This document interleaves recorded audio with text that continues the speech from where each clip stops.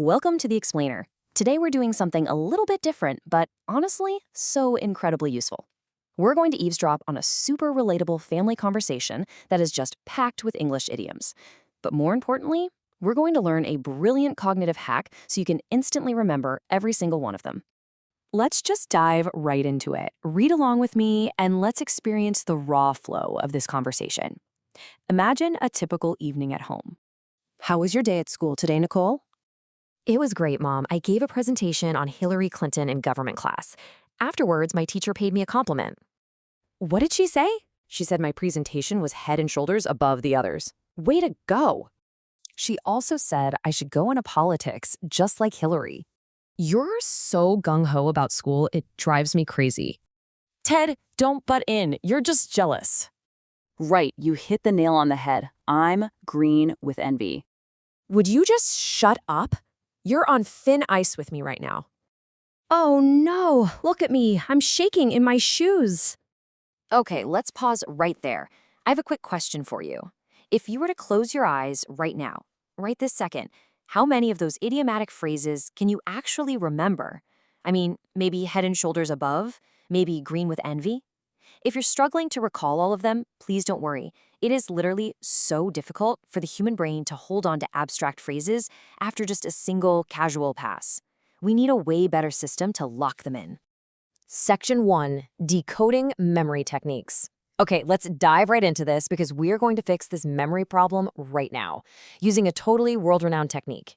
Have you ever heard of the Tony Buzan Memory Palace?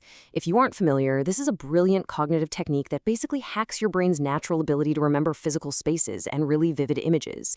It's all about linking, association, and here's the absolute key, absurd exaggeration. You take a familiar, imagined location, and that makes new information stick permanently. The secret sauce here is taking mundane, easily forgotten phrases and tying them to highly exaggerated, totally impossible to forget images in a space you already know like the back of your hand. Section 2. The hallway of jealousy. To make this work, I want you to visualize walking down your very own hallway at home. Go ahead, picture it. As we mentally walk down this space, kind of inspired by Ted's little jealous outburst, we are going to place our new idioms directly into the environment. Notice how we can literally map out a physical space with these bizarre mental images. We'll start at the doorway for the idiom head and shoulders above. Imagine walking into your hall and seeing Nicole standing right there, but her neck has miraculously grown 10 feet tall. Her head and shoulders are literally above everyone else. Crazy, right? Next, look at the wall mirror for go into. Picture Nicole physically walking straight through the glass of that mirror into a professional political office. Moving along, we hit the coat rack for gung-ho. Imagine Ted hanging from your coat rack, totally decked out in full military combat gear, screaming gung-ho like an absolute maniac. Right next to that is the light switch for drives me crazy. Imagine reaching to turn on the light, but touching the switch sets off this deafening, crazy, wailing siren. And finally, look down at the floor mat for butt in. Picture someone ridiculously trying to shove their actual rear end into the tiny space underneath the rug. Let's keep walking down the hallway and see how this all builds together. You glance over at a painting on the wall to remember, hit the nail on the head. Imagine Ted holding a comically giant, cartoon-sized hammer violently smashing a huge nail right into a framed portrait of Nicole's head. Next to that is a houseplant for green with envy. But this isn't some normal, boring fern. It is a massive, monstrous plant that is rapidly turning a glowing, neon, radioactive green right before your eyes. Then we have the phone for shut up. Visualize this massive, disembodied giant hand firmly clamped over the entire phone receiver, completely suffocating the sound. As you take your next step, look down at the floorboards to remember on thin ice. Suddenly, the solid wood beneath your feet completely transforms into translucent, freezing ice that visibly cracks with every single step you take.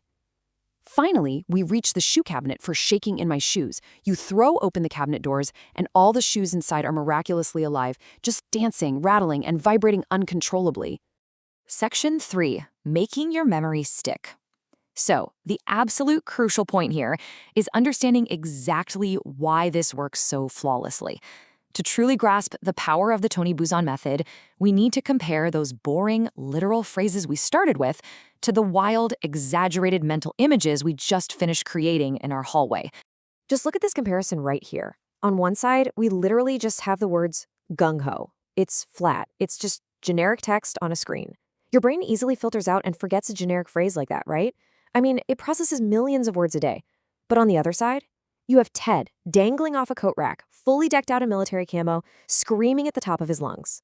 An absurd, high-energy mental image like that is virtually impossible to unsee. Your brain flags it as unique, unusual, and therefore super important to store away. Let's look at another one. Head and shoulders above. As a concept, yeah, it's a bit dry. But envisioning Nicole wedged in your doorway with an impossibly long 10-foot-tall neck? No way you're forgetting that. The physical shock value of that imagery forces your brain to encode the information. It turns abstract language into a tangible, vivid reality, and it physically anchors it to a specific geographic location in your mind. And this brilliantly illustrates our final comparison. Green with envy becomes a glowing, neon, radioactive houseplant. Injecting bright, totally unnatural colors or bizarre science fiction elements into your mental pictures absolutely supercharges the association. Basically, the more ridiculous, the more vibrant, and the more dynamic you make that image in your mind's eye, the stronger the memory pathway becomes. It's practically magic.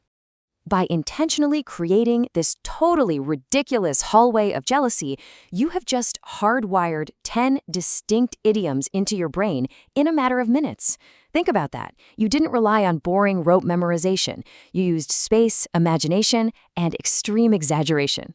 It is such a wildly effective tool. So I'll leave you with this final provocative thought. Now that you know the secret of the Tony Buzan technique, what complex topic, what difficult language, or what massive list of facts will you build your next memory palace for? The architecture of your mind is literally limitless. It's time to start building.